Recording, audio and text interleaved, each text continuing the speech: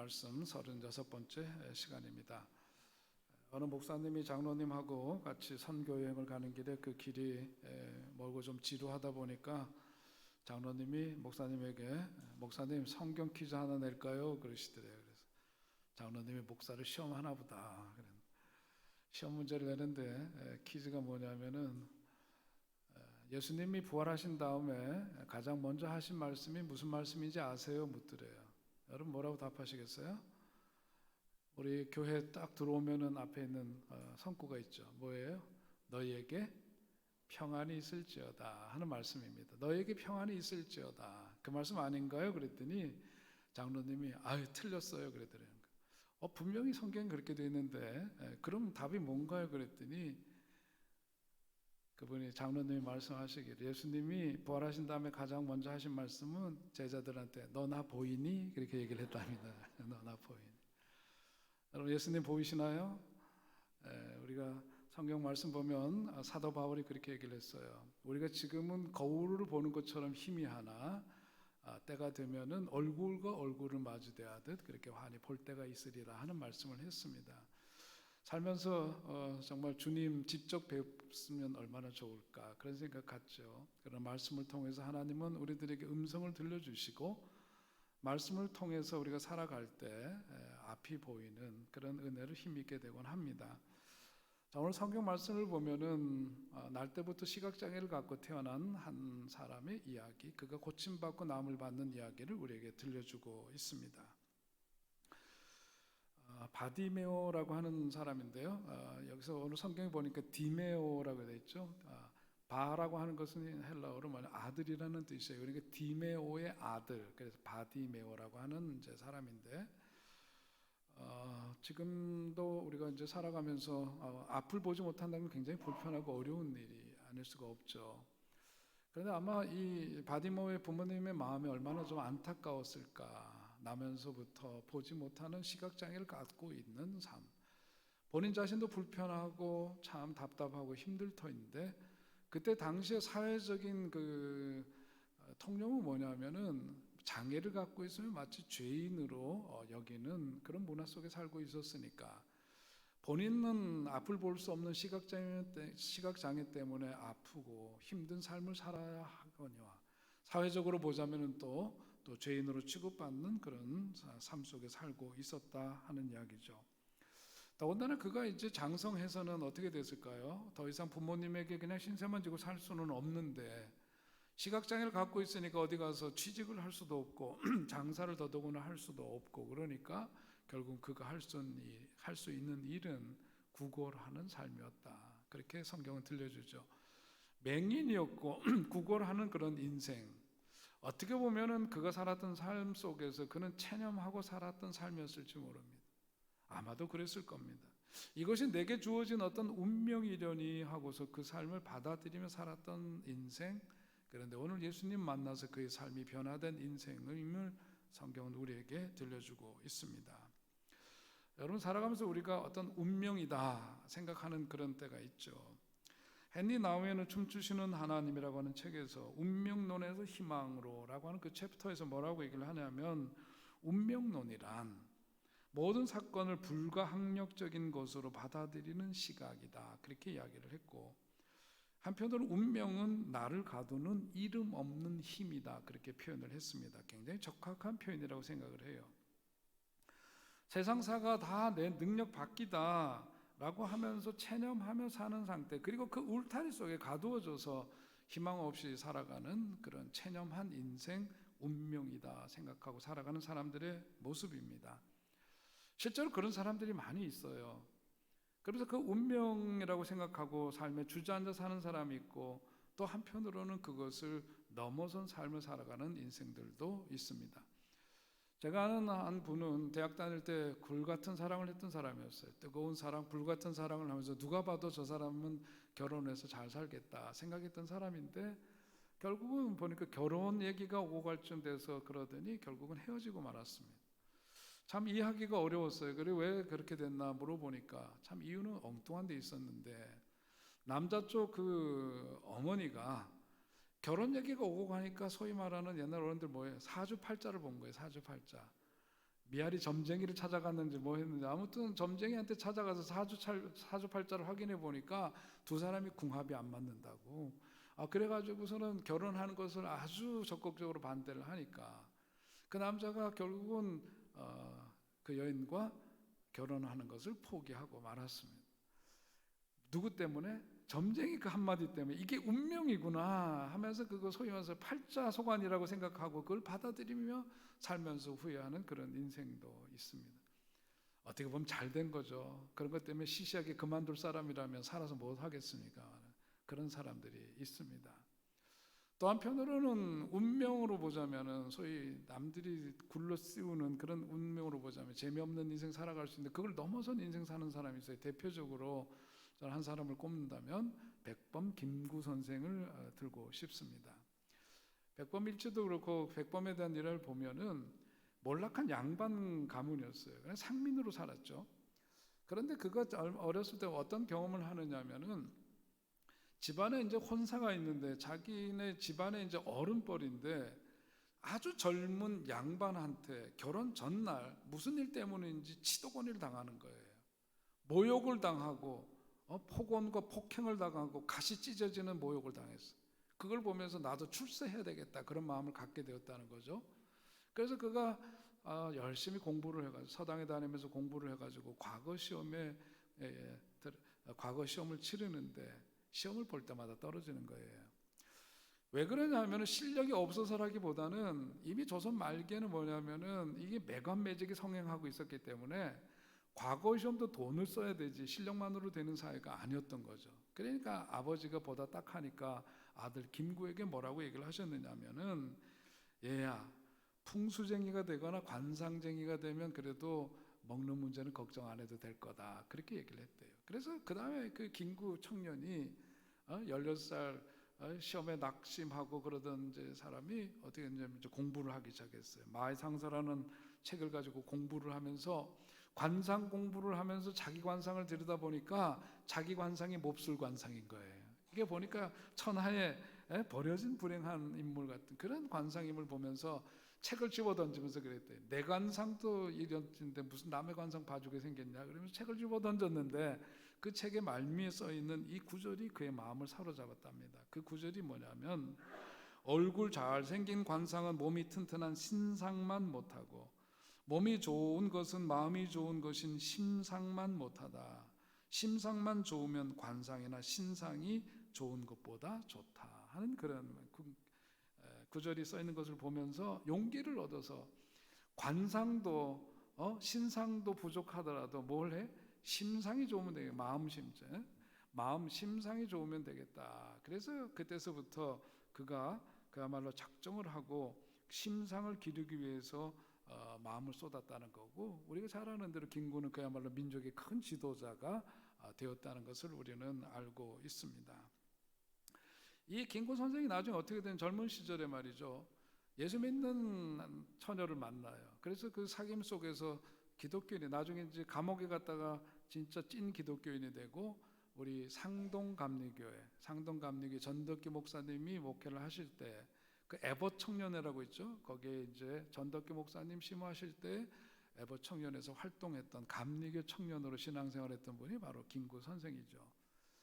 운명이라고 하는 어떤 굴레를 씌우려고 했지만 그것을 의지를 가지고 넘어선 훌륭한 삶을 살았던 그런 인물도 있습니다.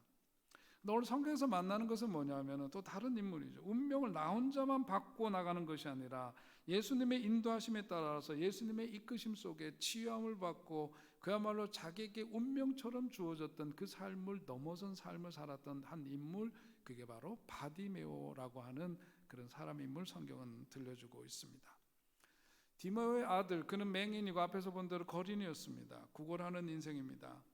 그런데 그가 그야말로 그 장안에 바닥에 소문이 나 있는 한 인물, 예수님에 관한 소식을 그는 들었을 거예요.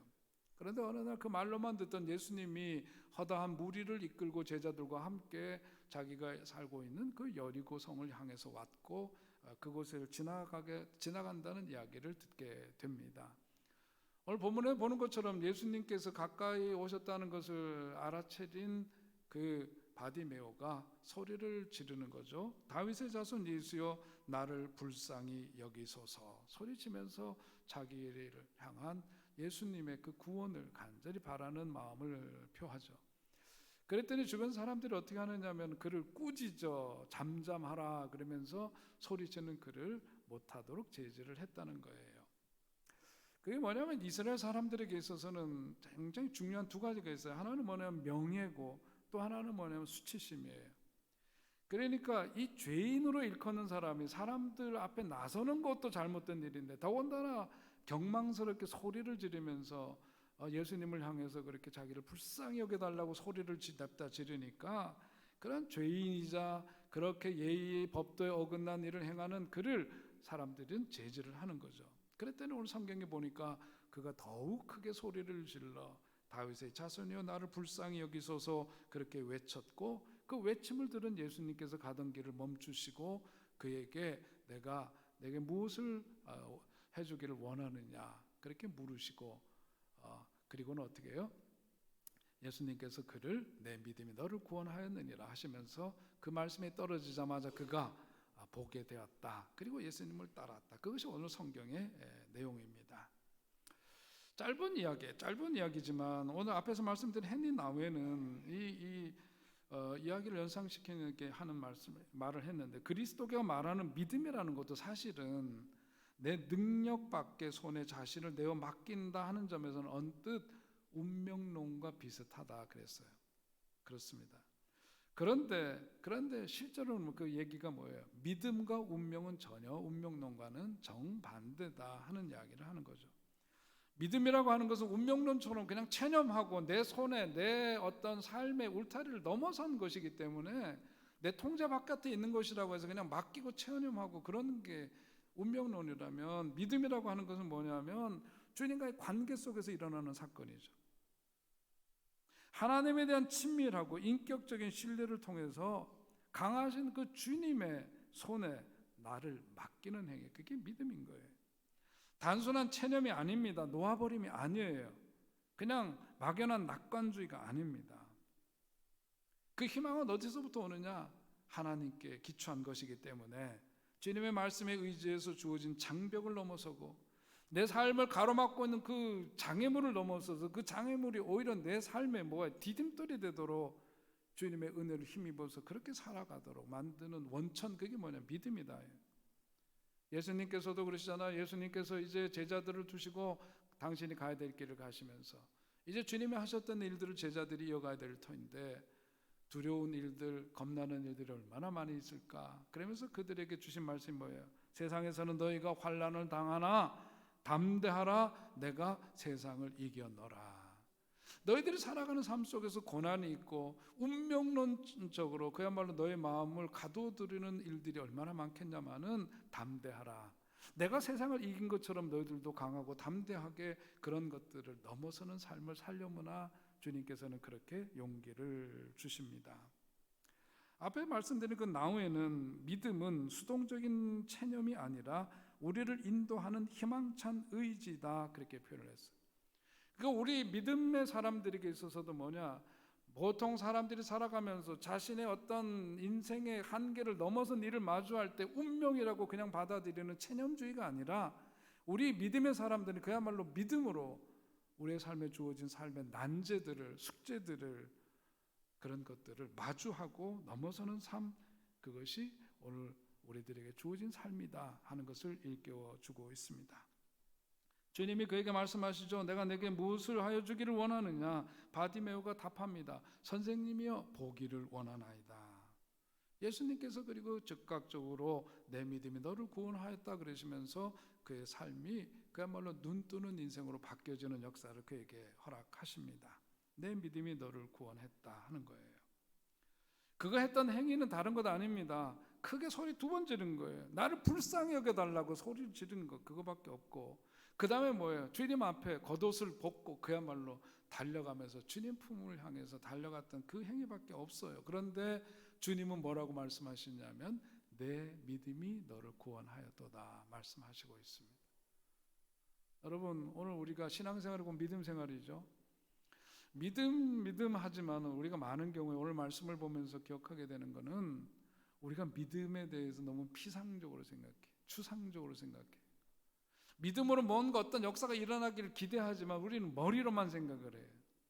바디메오는 뭐냐면 예수님이 오신다는 그 이야기를 듣고 어떻게 했습니까? 소리를 지르고 주님을 향해서 달려가는 그 행위를 통해서 예수님이 보신 거는 뭐냐면 내 믿음이 너를 구원했다고 했을 때 그 믿음은 뭐냐면 그가 한 행위가 곧 믿음이다.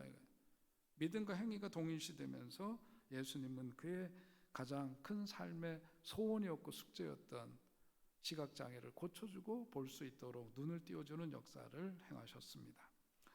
오늘 바라기는 내 삶 속에서 내 삶의 한계를 넘어서서 있는 일들 때문에 마치 운명처럼 짊어지고 그냥 인정하고 살아갈 수밖에 없다고 여겨지는 체념하고 있는 그런 삶의 숙제가 있다면 여러분 바라기는 여러분들이 믿음으로 그런 일들을 마주하시기를 바랍니다. 주님께의 힘주심과 함께 하심 속에 믿음으로 그런 일들을 대면할 때 우리 주님께서 더해 주시는 놀라운 해결함을 받는 역사, 열리는 역사, 뛰어넘는 역사가 있게 될 줄 믿으시고 그런 삶으로 승리하시기를 주의 이름으로 축원드립니다. 저는 오늘 말씀을 보면서 47절에 보니까 나사렛 예수시란 말을 듣고 소리질러 이르되 다윗의 자손 예수여 나를 불쌍히 여기소서라고 하는 대목이 참 흥미롭게 보았어요. 사람들은 뭐라고 예수님을 불렀느냐면 장안에 파닥게 예수님이 행하신 일 때문에 소문이 나 있는 예수님이신데 사람들은 오늘 여기서 얘기하고 있는 분들은 뭐라고 불렀냐면 나사렛 예수로 불렀어요.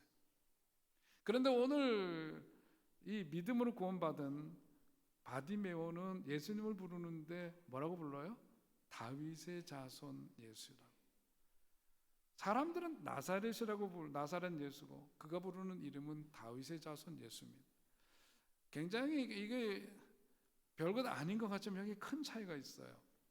뭐냐면 예수님이 이 땅에 오셔서 행하시는 많은 일들이 놀라운 일들을 행하시고 천국의 그 놀라운 비밀을 얘기해 주시고 그랬지만은 사람들은 여전히 예수님에 대해서 뭐라고 부르냐면 나사렛 예수예요.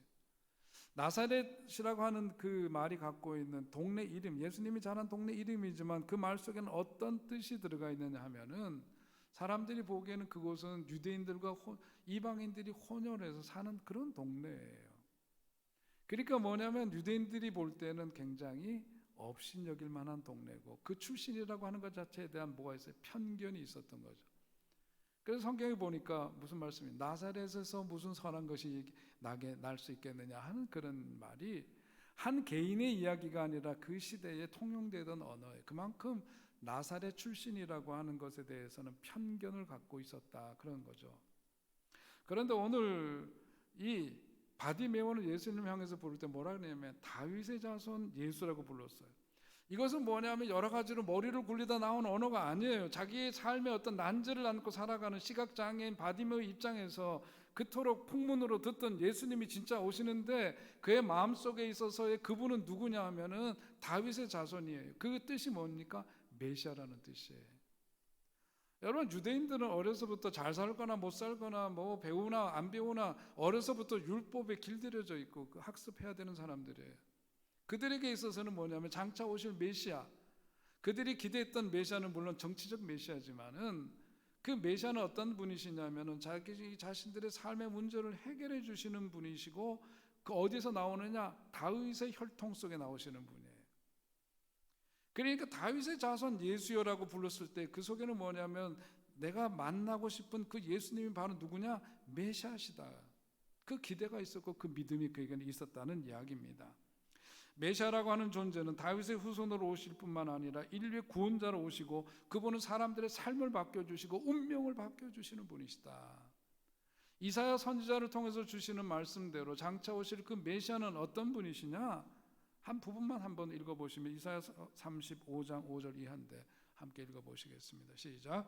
그때에 맹인의 눈이 밝을 것이며 못 듣는 사람의 귀가 열릴 것이며 그때 저는 자의 사슴같이 뛸 것이며 말 못하는 자의 혀는 노래하리니 이는 광야에서 물이 솟겠고 사막에서 시내가 흐를 것임이라. 아멘.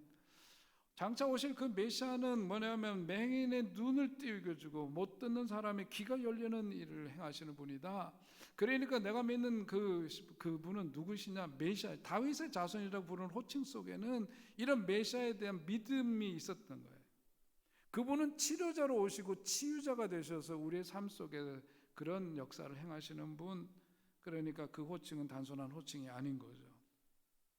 사람들의 이야기 속에서 많이 들었어요. 듣는데 그 듣는 이야기가 뭡니까? 앞에서 우리가 마가복음 앞에서 이미 본 대로 나사렛 예수가 사람들에게 행하는 일들을 보니까 못 보던 사람들이 보게 하는 역사가 있게 되잖아요. 듣지 못했던 이 귀가 열리는 역사가 있게 되었고, 예수님을 만난 사람들의 인생이 바뀌는 이야기를 듣게 되었고, 운명이 바뀌는 이야기를 듣게 되었고, 그들의 가치관과 세계관이 바뀌는 역사가 얼마나 크게 일어났는지를 그는 이미 들어서 알고 있는 거죠. 그분이 우리가 그토록 기다리던 메시아고, 그러니까 그분을 일컬어서 남들은 여전히 편견 속에 나사렛 예수라고 부르지만 다윗의 자손 예수여, 그가 그렇게 부르는 이유는 거기에 있었던 겁니다. 오늘 그렇습니다. 우리도 살아가면서 누구나 다 어떤 상처를 안고 살아가요. 상처 없는 사람은 아마 없을 겁니다. 누구나 다 상처를 안고 있지만 그 상처를 해결하지 못하고 살아가는 이들의 삶은 늘 어두울 수밖에 없고 무거울 수밖에 없는 거죠. 제가 지금도 가끔 시간이 되면 새벽녘에 서원흥을 걸을 때가 있는데, 서원흥을 걸을 때 긴 바지를 입고 있을 때는 잘 못 느끼지만, 그런 일이 없지만은 짧은 바지를 입고 다닐 때는요, 항상 걷다가 한두 번 멈춰야 돼요. 왜 그러냐면 모래알이 들어와서 그래. 신발 속에 모래알이 들어. 작은 모래 알갱이에요. 근데 그걸 무시하고 걸으면 처음에는 그냥 걸을 수는 있지만 계속 그렇게 오래 걷다 보면은 그게 물집이 잡히기도 하고 상처가 나서 계속 걷는 게 어려워지는 결과를 초래합니다. 제가 그 먼 산티아고를 걸을 때에도 가장 큰 숙제주 가운데 하나는 뭐냐면은 발에 모래알이 들어가지 않도록 하는 거예요. 어떤 큰 주제와도 씨름해야 되지만은 실제로 부딪히는 문제는 그 작은 알갱이 그것 하나가 주는 상처, 아픔, 그것 때문에 그 걸음을 멈춰야 되고, 그것 때문에 그걸 잘 다루지 못하면 먼 길을 걸어갈 수가 없다는 것을 체험했습니다. 우리도 그렇습니다. 여러분, 너나 할 것 없이 우리 속에 작은 문제든 큰 문제든 어떤 작고 큰 상처를 안고 살아가는 우리들에게 그래서 누가 필요해요? 예수님이 필요한 거예요. 여러분, 예수님을 만나시기 바랍니다. 여러분의 상처를 드러내시기 바랍니다. 예수님의 만져주심을 그래서 경험하시기 바라고, 예수님께서 고쳐주시는 은혜를 힘입어야 우리는 참된 자유와 해방의 삶을 누릴 수가 있는 거예요. 그 복을 누리시기를 주의 이름으로 축원드립니다. 그 상처가 우리들 속에서 해결되지 않으면 계속해서 우리를 괴롭혀요. 열등감으로 나타나고 패배의식으로 나타나고 여러 가지로. 저는 그것을 체험해 봤기 때문에 알아요. 저는 목회를 하면서 참 감사한 것 가운데 하나는 뭐냐면, 제가 원하는 대학, 원하는 학과에 가지 못한 것에 대한 좌절이 20대 때 너무나 컸어요. 너무나 컸어요. 고개를 숙이고 다 살았던 삶이었어요. 2차 저차 해가지고 하나님 인도하심 속에 정말 신학교로 가고 목회지로 가서 첫 번째 파송받은 그 교회에서 내가 늘 마음으로 미워해, 준 것도 없이 받은 것도 없이 미워하는 S대생들 투성인 교회에 가서 목회를 하면서 우리 인간이 내면 속에 갖고 있는 공부 잘한다고 없을 줄 알았던 열등감도 상처도 누구에게나 다 있다는 것을 보게 되고 듣게 되고 경험하게 되면서, 그제서 제 마음속에 빗장처럼 나를 가두었던 그런 것들이 풀려지는 은혜를 저는 힘입어서, 그래서 목회가 즐겁고 그 목회가 주는 은혜 속에 살고 있습니다. 그렇습니다. 오늘 여러분, 우리에게는 누구나 다 예수님 필요해요. 여러분, 예수님 만나서 여러분에게 있는 그 상처가 씻김을 받아야 돼요. 싸매주는 경험이 필요해요. 그것이 아물어지는 경험이 필요합니다. 그래서 그런 것으로부터 노현하는 역사, 고침받고 나음을 받고 참된 자유 해방을 마음껏 누리는 여러분 되시기를 주의 이름으로 축원드립니다.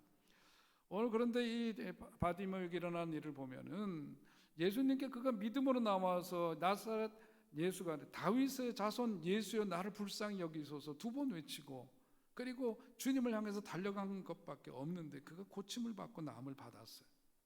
그런데 오늘 이 말씀의 전개 속에서 우리들이 주목해야 될 한 요소가 있어요. 그건 뭐냐면 예수님께로부터 고침받는 그 지점에 이르기까지 그것이 그냥 순탄하게 그냥 순조롭게 이루어지는 것은 아니라고 하는 거예요. 오늘 처음에 다윗의 자손이여 나를 불쌍히 여기소서 그렇게 한번 부르짖음으로 인해서 해결된 게 아닙니다. 그 위에 보니까 뭐예요? 허다한 무리들, 예수님의 제자를 비롯해서 허다한 무리들이 뭐냐면 그로 하여금 꾸짖었어요. 잠잠하라고 꾸짖고 그것을 멈추도록 했습니다. 그것이 의미하는 바는 뭐예요? 내 문제 삶의 해결이 되고 치유함을 받는 이런 여정이 그냥 우리가 자동 판매기에 동전 넣으면 물건이 척척 나오듯이 그렇게 되는 일은 아니다. 장애가 있더라. 특별히 장애 중에서도 보편적으로 우리들에게 뭔가 삶의 변화와 진보를 추구할 때 나타나는 게 뭐냐면 사람이 장애더라. 많은 경우 사람이 장애예요. 여러분 경험해 보셨을 겁니다. 뭔가 좀 새로워지려고 하면은요 항상 딴지 거는 게 뭐 우리 집 강아지가 딴지를 걸어요? 에? 다른 게 아닙니다. 가까운 사람들이 우리를 힘들게 하고 장애가 되는 거죠. 48절에 있는 것처럼 예수님을 에워싸고 있는 수많은 무리들, 그래서 많은 사람이 꾸짖어 잠잠하라 그를 눌렀어요. 못하게 눌렀어요. 그랬더니 그 다음에 나타나는 반응이 뭐죠? 그가 더욱 크게 소리 질러 그러죠. 소리 질러요. 더욱 크게 소리 질러 주님 앞에 그가 나아갔어요. 다윗의 자손이여 나를 불쌍히 여기소서. 두 번째 부르짖었을 때에 비로소 변화가 일어나기 시작합니다. 그겁니다. 오늘 우리들이 습관적으로 하는 이야기들이 참 있습니다. 뭐냐면 아유 그거 저 노력해 봤는데요. 점점점 그런 거. 아유 그 문제 가지고 제가 뭐 기도 안 해봤겠어요. 기도 해봤거든요. 점점점. 기도도 해봤어요. 이것도 해봤어요. 그런데 안 되더군요. 성경에 보면은 주님 앞에는 한 번만 구하면 된다 이렇게 얘기된 적이 한 곳도 없어요. 한 곳도 없어요. 예수님이 기도에 대해서 가르치시는 마태복음 7장에도 보면은 구하라 주실 것이요 찾으라 찾을 것이요 두드리라 열릴 것이다 말씀하셨는데 거기서 한 번만 구하라 한 번만 찾으라 아니에요. 거기 보면은 시제 자체가 뭐냐면 그 단어가 갖고 있는 시제 자체에 뭐가 포함되어 있어요? 지속성이 포함되어 있어요. 구하라 그러면 주실 것이요. 그런데 그것이 한 번만 구하라가 아니에요. 구하라 어떻게 계속해서 구하라 괄호 열고 괄호 닫고 계속해서 구하라. 찾으라 그 속에서 지속적인 의미가 있어요. 계속해서 찾으라 그거예요. 문을 두드리라 한 번만 아니에요. 계속해서 두드리라 그겁니다. 오죽해서 예수님께서 구하라 찾으라 두드리라 이게 삼중 강조법이거든요. 거듭거듭 같은 내용인데 강조하고 언어를 달리하면서 그렇게 말씀하시는 건 뭐냐면 지속적으로 그렇게 구하고 찾고 두드리고 계속해서 해야 한다 그 말씀을 주시는 거죠. 한 번 기도했다고 되는 그런 세상 아니에요. 그건 유아기적인 전능감을 갖고 살 때의 이야기죠. 우리가 어렸을 때는 응아 그러면 기저귀 갈아주고 응아 하면 젖주고 이러는 그건 유아기 때 얘기예요. 저도 처음 신앙을 가졌을 때는요 생활 속에서 이렇게 기도하면 소소한 건데 기도가 응답받는 경험을 많이 하면서 너무너무 즐겁고 좋아서 예수 믿는 게 이렇게 좋은 거구나, 예수님께 맡겨야 되겠구나, 뭐 또 공부도 맡겨드리자 그래서 공부 맡겨가지고 혼난 사람이죠. 여러분 우리가 살면서 그렇습니다. 신앙의 성장과 성숙함이 뒤따르는 사람들은 뭐냐면 참고 견딜 줄 알아야 돼. 오늘 이 바디메오도 자기에게는 어떤 예수님께 나아가는데 장애 요인들이 분명히 사람들을 통해서 있었지만 물러서지 않고 밑줄 그어야 돼. 뭐예요? 더욱 크게 소리 질러. 더욱 크게 소리 질러.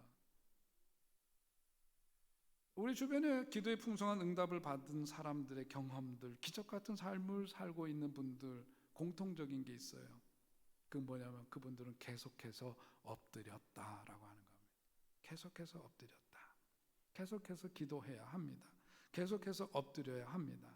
그래서 누가복음 18장에 보면 예수님은 항상 기도하고 낙심하지 말아야 할 것을 비유로 말씀하여 재판장 비유 얘기하시면서 그렇게 말씀하셨죠. 항상 기도하고 낙심하지 말아야 할 것, 예수님이 하신 말씀입니다. 단 한 번의 기도의 상황이 달라지지 않아도 하늘이 그야말로 지금 어둠 속에 있다가 그 환히 개이지 않더라도 그 먹구름 속에 있더라도 우리는 여전히 계속해서 뭐에 엎드려 기도해야 한다. 그래야 어느 순간 주님이 정하신 때 이름에 달라질 것이다.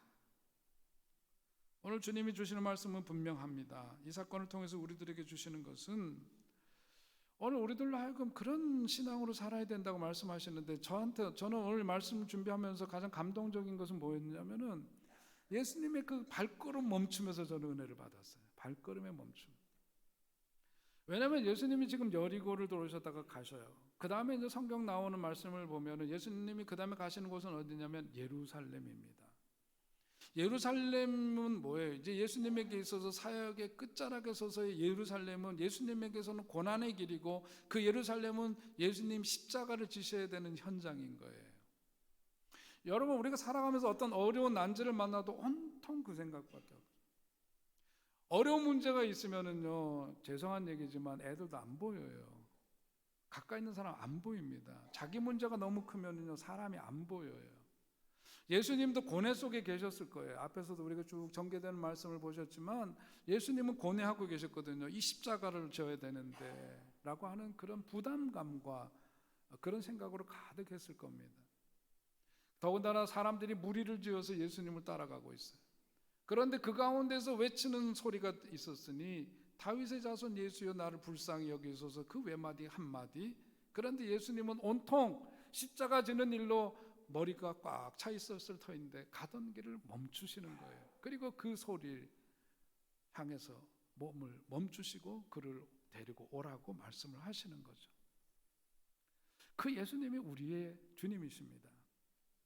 오늘 우리가 살아가면서 나는 온통 내 생각 때문에, 내 삶의 어떤 난제 때문에 어떤 다른 생각을 할 겨를도 없어서 오직 주님을 향해서 작은 신음소리로 주님께 기도할 때 우리 주님은 당신의 고통, 당신의 아픔보다도 우리들의 삶을 더 주목하셔서 가시던 걸음이지만 그것을 멈춰서서 그를 부르시고 내가 내게 무엇을 주기를 원하는지를 물으시고 그 삶의 문제에 화답해 주신 분 주님이십니다. 오늘 여러분, 주님께서는 우리를 그렇게 대하신다는 것을 꼭 기억하시기 바랍니다. 우리의 삶의 어떤 난제를 가지고 씨름하면서 주님 앞에 작은 신음소리를 낸다 할지라도 주님께서는 그 작은 신음소리에도 응답하시는 분 우리 주님이세요. 그는 예수님 물으셨을 때 답합니다. 아마 우리가 인간적인 생각으로 보자면은 운명론적인 삶을 살았던 사람이기에 그가 어차피 이 눈 뜨는 일 어렵다 그러면 돈이라도 있으면 좋겠다. 내가 내게 무엇을 주기를 원하느냐? 돈이나 좀 왕창 주세요. 직한이라도 있으면 좀 살 것 같은데 집이라도 좀 하나 주시면 좋겠네요. 할 수 있는 가능성이 있죠. 아니, 시각장애인을 갖고 죄인 취급받고 그러는데 어떤 여성을 만날 수 있는 기회가 어디 있겠어요. 좋은 마누라 하나 좀 주시면 좋겠습니다. 이것도 그가 드릴 수 있는 소원 가운데 하나일 수 있었지만 한마디로 그는 뭐라고 했어요? 내가 보기를 원하나이다 그랬죠. 자기 삶에서 가장 중요한 그 한 가지를 주님 앞에 내어놓았어요. 보기를 원한다는 그 마음이고 그 바람이었어요. 주님은 그것을 들으시고 거기에 응답해 주셨습니다. 여러분, 오늘 우리가 살아가면서 절실하게 간구하는 그 한 가지가 있다면 주님 앞에 내어놓으시기 바랍니다. 우리의 작은 신음소리에도 응답해 주시는 주님의 은혜를 힘있게 되시기를 바랍니다. 주님 만나야 해요.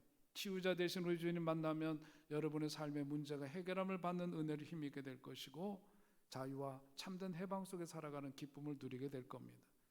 그런 삶을 누리며 살아가는 여러분 되시기를 이 아침 주의 이름으로 축원드립니다. 기도하겠습니다. 하나님 아버지,